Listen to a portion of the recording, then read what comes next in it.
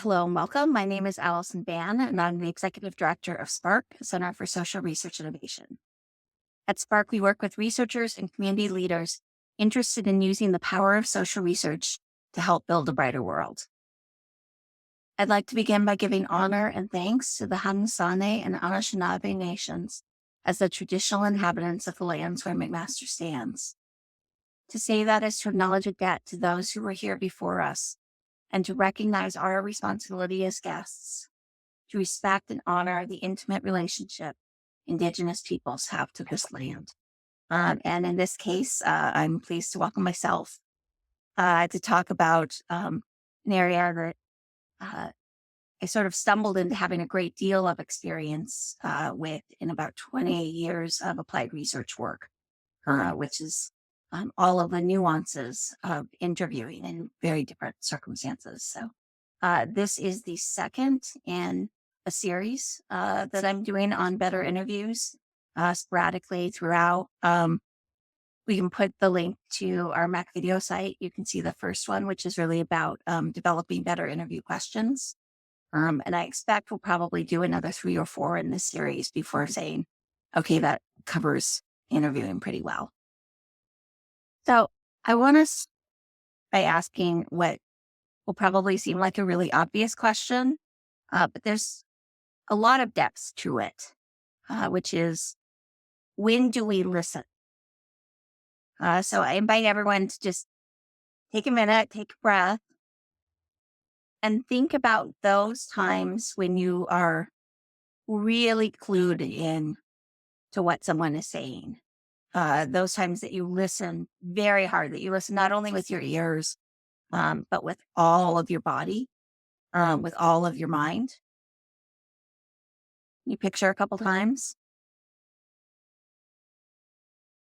Now think about times when you really don't, when you are half there, when you want to seem like you're engaged and you're doing the pretend dance, but you're not actually engaged with the person. You're not feeling that rhythm of the give and take and the flow of really being engaged and listening. So I want us to think together and begin to identify um, what are the circumstances when we listen. So there are two uh, conditions that I think of. One is what are the circumstances where we have a good incentive to listen? And then two, what are the conditions? What's the environment that is conducive to listening? And what are the environments that are really challenging to listening?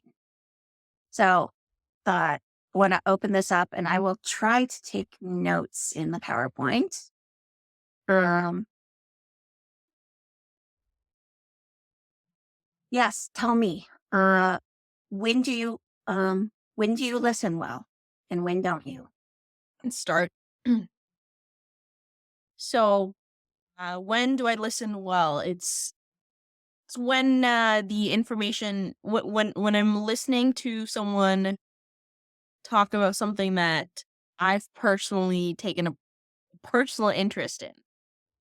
Um, That doesn't work.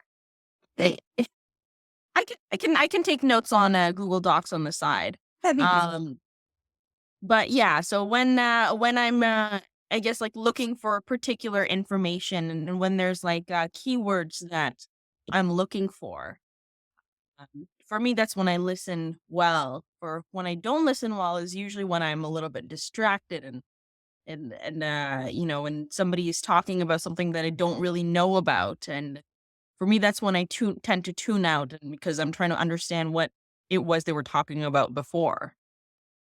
Okay, so I'm hearing a couple things there. One is you care about what it is. Two, it's your priority in the moment. Um, and three, that you understand enough about what they're talking about to be able to be there with them in the next thing they say rather than being caught up in the previous Yes. thing. Anything else or anything I didn't get right there? I think that about sums it up. What about others? I would say, I maybe just reframing some of that for me. If I think what they are going to say is important, so maybe that's around my priorities at the time. But then that makes me think about what am I listening for, and you know, am I listening to what I want to hear, or listening to what they're actually saying? Yes, that's a very real issue, and it's a part of what um, I really want us to focus on and talk about here is that um, in an interview, we have this tension between we are trying to accomplish something. We are trying to get information that's going to fuel this research that we really care about often, that we're very passionate about. Um, and we're supposed to be there present in the moment with the person. And we know that the way to be able to get really good data, the way to be able to um, do this fully is to step away from that thing that we need and be able to fully immerse ourselves in the process. And that tension is, um, it's the heart of what it means to engage thoughtfully in an interviewing process, um, to not shy away from that and not ignore it, but embrace it as a tension that you're working with and part of what I'm going to call later the dance of an interview. Other thoughts on um, your incentives for listening, or the kinds of conditions in which you listen well and those where you really struggle to listen. I think when the topic is of interest to me and I value the opinion of the person that's speaking. Okay, so the And yeah. And the flip side to that, I think I don't listen well when it's a particularly difficult conversation or emotions are involved, which might not apply to an interview situation. But if I'm talking to someone about something that's upsetting to me to begin with, it tends to be more about the thoughts in my head and trying to get those across and not really listening to what the other person's saying. yeah. So really um the carrying about um the topic, the credibility of the person, and then um how much emotional charge there is for you and whether that pushes you out of being able to be present and pushes you into your head.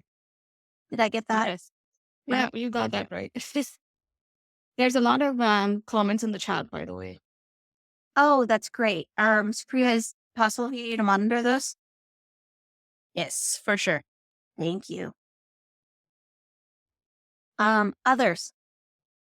Actually, let me share some of the comments in the chat. Um, so Andre says, "I listen well when I have planned to participate and when I don't feel overwhelmed."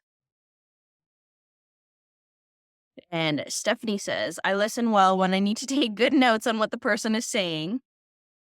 And then the next comment is, "When it is a topic that I am interested in." Oh, this is a good one. "I listen well when there are action items for me." That's a really interesting point. Yes. Mhm. I think we all listen better when we feel like we're on the hook. For sure. And then Catherine says, "In a work context, I find it easier to listen well if I can take notes at the same time." Okay. Danielle says, "I listen well when I don't have competing priorities. And I listen well when there's some urgency to the information or when I know there's immediate impact on me," which is very true. Yeah. This is all very true, very human stuff. I also listen well when I genuinely care for the person I am listening to. That's a very good point, and it's one of the things that's very interesting about interviews because uh, sometimes you are interviewing someone that you not only don't particularly care about, don't know, but you might very actively dislike. And so there is a level of emotional engagement that can come up depending on who you're interviewing and conditions. That can be very real for sure. And then there's another one. It's similar. My relationship with the person is also a factor in listening. Very similar. I don't listen well when I'm feeling sleepy. Uh, yep. What is it? Sleepy, hungry, uh, angry. I forget what Mhm. else they are. Like the conditions where, yeah, no, none of us function well. I actually, yeah, you know what? I like this next one a lot, quite a bit. When I make a genuine effort to empathize with the speaker, I feel like this is very relevant. This can be relevant in an interview. Yeah, that's absolutely the case. And it's really the hard part about that is that um, in an interview, you have no idea unless you're doing sort of a targeted informational interview with select people. You often don't know who exactly is going to show up. And you don't know if you're going to have that natural empathy with them. And so there's sort of a deeper level of empathy that um, I'm hoping we can get to within this talk that's really about recognizing uh, as human beings, we all struggle. As human beings, we all have things that we need to talk about, that we need to engage in other people with other people about. And so tap into that deepest level of empathy, regardless of the individual empathy for the subject. And that's not always easy. I want to tell just a really quick story. This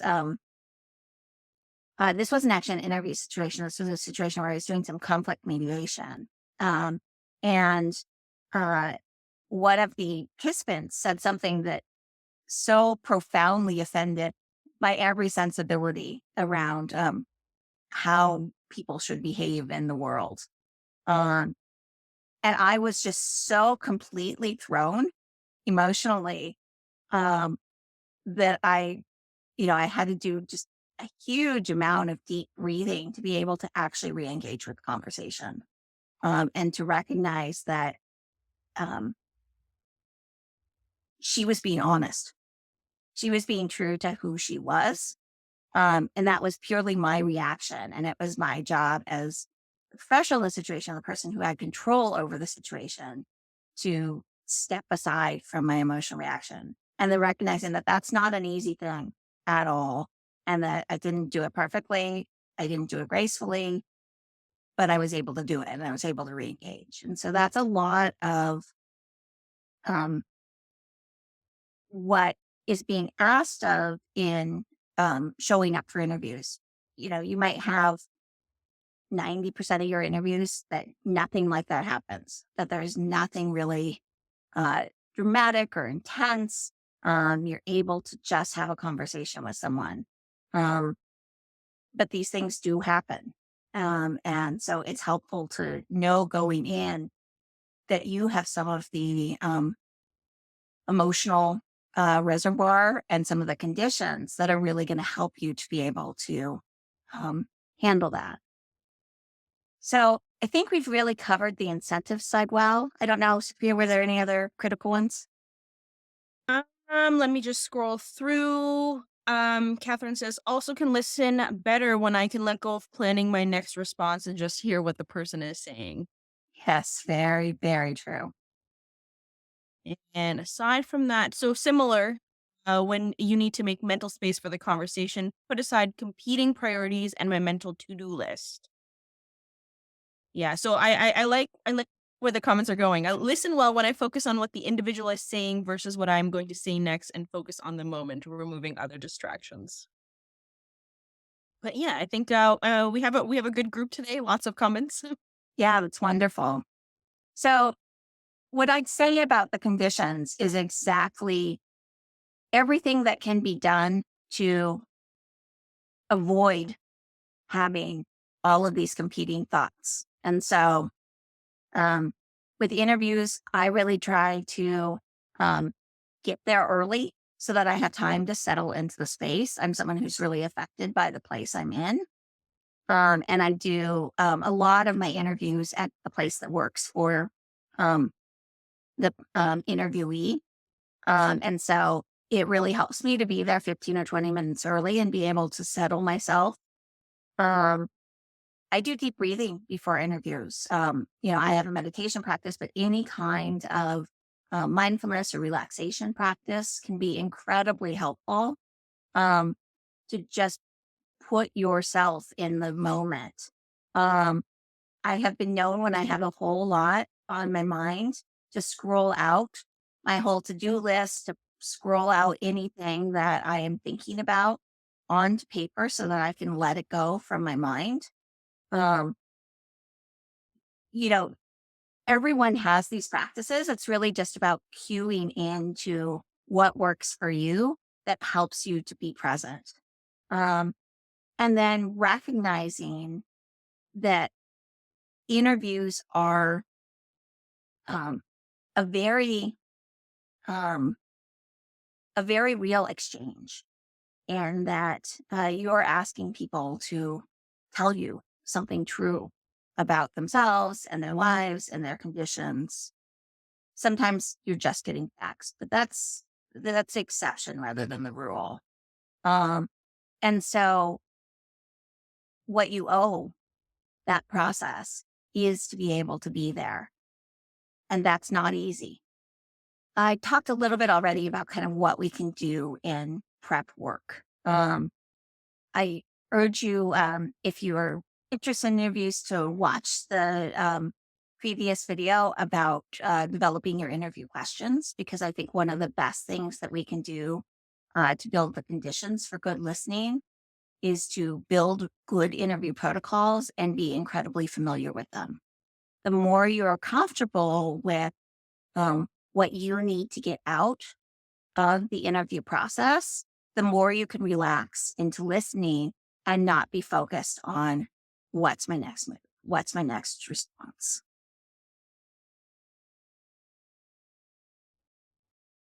So I really like this metaphor of the interview as a dance. Um, and there's this concept that comes from Zen Buddhist thought that I think is incredibly helpful in a strange way in interviewing. So I want to talk a bit about beginner's mind, which I'm guessing many of you have probably heard of before. There are 10 practices that I found on a little online site this morning, but that really resonate with me in terms of strategies for embracing beginner's mind. So if you haven't heard of it before, beginner's mind is basically that energy of a child around being profoundly curious and seeing the world with this freshness, and everything is new and exciting and brilliant. And then as we get more expertise, as we get more experience, um, we lose some of that. And so the idea is that um, by coming into the present in a really intentional way, you're able to come back to that freshness. And that freshness really translates to an interviewee. They feel it. And so being able to work with your own um, mind and how you're showing up uh, does a lot to be able to establish the trust um, and the sense of faith that will allow interviewees to be really open. So 10 practices. Identify your expectations and flip them around. This is particularly important if you're doing interviewees with groups that um, there is sort of common understanding of them, either that is very positive or very negative. Um, be aware of both your known and recognized expectations, and then also some of the cultural narrative that may have worked its way into your thinking. And then deeply challenge them in your own mind. Um, go slowly. This is part of me of showing up early, is to be able to slow myself down. Um, uh, avoid prejudgment. That feels obvious, but the truth is that if you kind of clue into um, the fact that as humans, it's part of our job, part of our safety in the world to be judging all the time to be understanding, is something a danger, is something I need to deal with. Um, and so the start of avoiding prejudging um, an interviewee or a situation is to just recognize that that's a human condition, and that once you start to spot it, you can start to let it go. Um, Break it down into building blocks.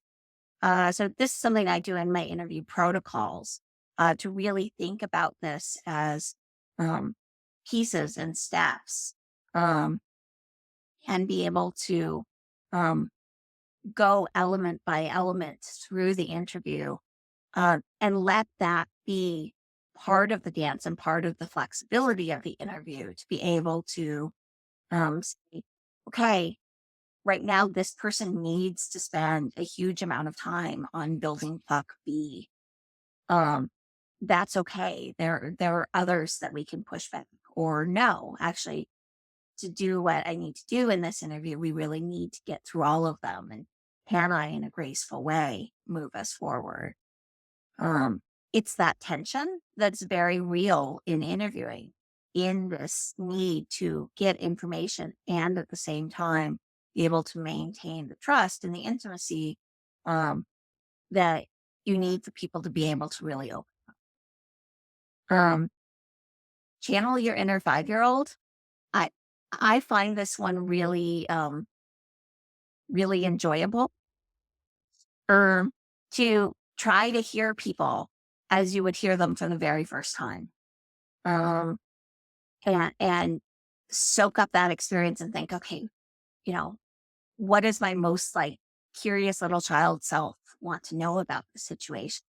And then you could always filter that through your adult brain for how to ask it. Um, but that raw curiosity um, is exceptionally powerful in uh, better listening in interviews. Um, Eliminate should. Again, much easier said than done. Um, but we have very real pressures often around interviews in terms of time, in terms of the data that we need. And so being able to release that during the time that you're doing the interview um, allows you to relax, allows you to be there in the conversation. Get rid of your extra arrows. So what this means is to basically treat it as if every experience, every engagement is the only one you get. If you're doing a lot of interviews, I find this very helpful. But I also think about it at um, within an interview in terms of the blocks. So if I have 5 topics that I really want to talk about with someone, um, I want to not think, okay, we can establish a relationship, we can get deeper into this in the next section, but to try to sort of always treat that moment, that section as the opportunity to make this an interview that is really supportive of the interviewee and that gets at the level of information that I'm looking for. Detach from the desire to be seen as an expert.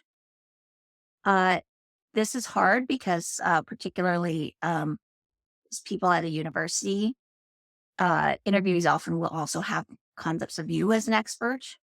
Um, and so, to the extent that any of us hold that as part of our identity, it can be a real barrier to being able to listen fully.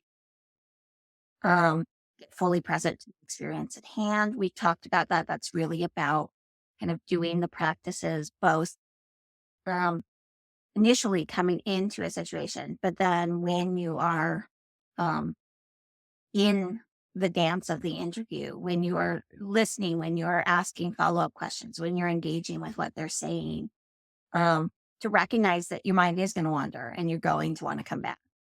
Um, if a lot of that sounds like mindfulness practice, that's because it is. This is really about sort of taking the principles that many of us learned in various mindfulness practices and bringing them into an interview process.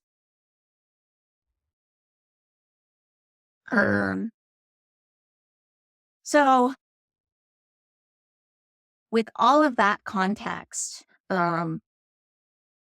the heart of listening in an interview is um, this metaphor of the dance and being able to feel the pull of the other person. I was hoping we'd have a little bit more time so that I could do a demonstration of this. But I might do that in my next session. Um, when someone talks, um, if you listen very closely, um, and ideally can actually feel in your body um, the emotional resonance of what they're saying, you can often feel the pull. You can feel the places in what they're saying that are powerful for them, that are true for them, um, and those places that really don't have energy. Um, and that's incredibly useful guidance for where you move next.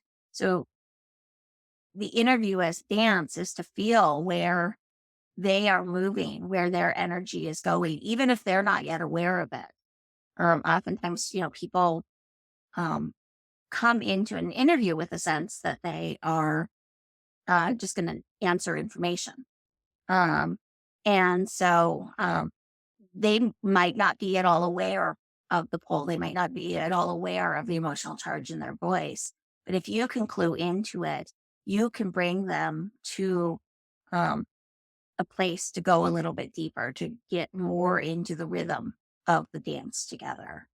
And that's the helpful thing about having a protocol that you know well, but are not so attached to, so that you can hold this tension that exists within the process of an interview of being able to feel the pull, engage in the response, and achieve your mission. So, again, the dance metaphor is very helpful because you have to know where you're trying to go. You have to know what it's supposed to look like at the end, and you have to be very present in the connection.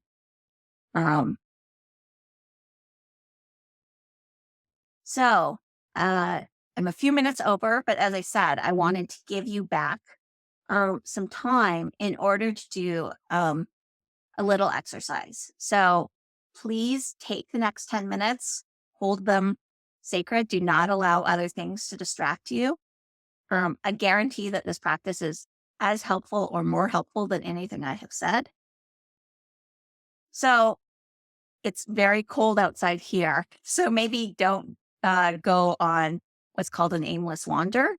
Um, but instead, you can wander through your house. You can put together tea, set an alarm for 10 minutes so that you don't have to be thinking about the time. Um, but take some time where you are not trying to achieve anything. Um, you might want to close your eyes for a minute and then reopen them and see if you can see your space, see if you can see your life with some kind of fresh eyes. All right. Doing this periodically is the kind of practice that allows you to do this when you are stressed out, when you're showing up late to an interview, when everything is chaotic, and you need to be able to come to a person with that beginner's mind, with those fresh eyes. So please do this practice and let it be a keystone in your journey to listening better throughout your days. If you have questions, I know we're kind of rushing through.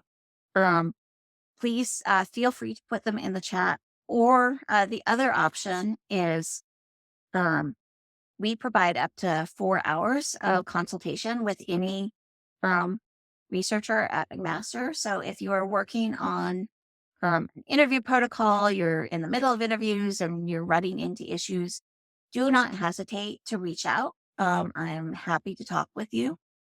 Um,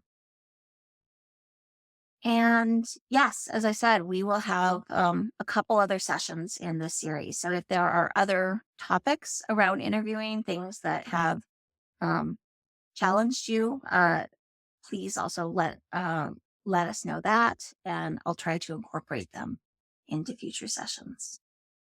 So thank you all very much. Can I ask a question on that note?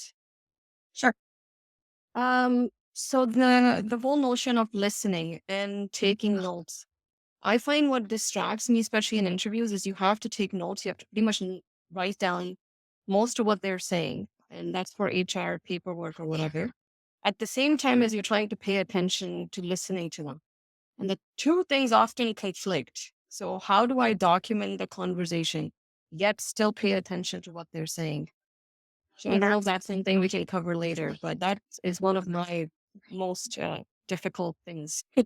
Yeah, I'll cover that in another session because there's some nuances to it. But I'll say very quickly that one option is to let the technology do it for you and to sort of treat it as a separate process where you're just recording a session. There are trade-offs there. Another is there are ways that you can code your interviews so that you're having to do less intensive note taking. And we can talk. Thank you. All right. I hate to cut this off, but I do want you to have this time. So take care, everyone, and thank you.